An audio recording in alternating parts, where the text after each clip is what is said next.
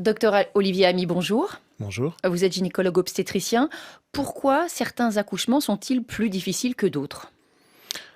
Alors pour la simple raison que, aujourd'hui, un accouchement, c'est d'abord la confrontation, de la tête d'un bébé avec le canal de naissance de sa maman. Donc il y a, bien évidemment, une équation à résoudre pour savoir si, ce passage peut se faire, avec ou sans friction. Et donc, pour cette raison-là, il y a des accouchements qui sont plus ou moins longs parce que les os du crâne du bébé n'étant pas soudés, ils peuvent devoir se chevaucher pour permettre un modelage du crâne et pour que l'enfant puisse passer. Donc il y a des accouchements qui sont difficiles et qui peuvent durer longtemps à cause de cela. Et quelles sont les solutions justement lorsque le col ne s'ouvre pas suffisamment pour laisser passer le bébé? Alors, dès lors que on est dans ce que l'on appelle une stagnation de la dilatation, la première des choses que l'on fait généralement, c'est que l'on attend, parce qu'avec le temps, la conformation de la tête va peut-être permettre à l'enfant de passer.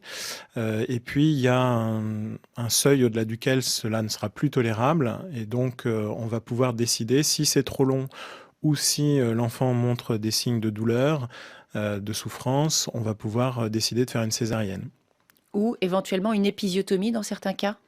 Alors là, vous parlez du col qui n'a pas fini de se dilater. Pour faire une épisiotomie, il faudrait que, un, le col soit dilaté à dilatation complète et deux, l'enfant soit descendu suffisamment bas pour qu'on soit pratiquement certain que l'accouchement va se réaliser. Donc dans ce cas-là, on peut être amené à réaliser une épisiotomie dans deux circonstances, soit parce que l'enfant nécessite de sortir plus vite parce qu'il ne va pas tolérer de rester coincé avec une compression de son cerveau prolongée. Dans ce cas-là, le fait de faire l'épisiotomie peut réduire les tensions qui empêchent l'enfant de descendre et donc accélérer sa sortie.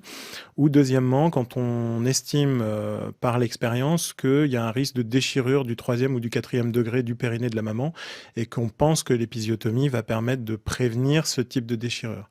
C'est pas toujours vrai, mais on a constaté quand même que dans le groupe des épisiotomies qui sont faites, il y a quand même moins de déchirures de ce type-là, alors que quand on ne fait aucune épisiotomie, on a à peu près 13% de rupture du sphincter anal et de déchirures graves du troisième et quatrième degré périnéaux. Merci beaucoup, docteur Olivier Ami. Je rappelle que vous êtes gynécologue obstétricien, également secrétaire général du syndicat des gynécologues et obstétriciens libéraux.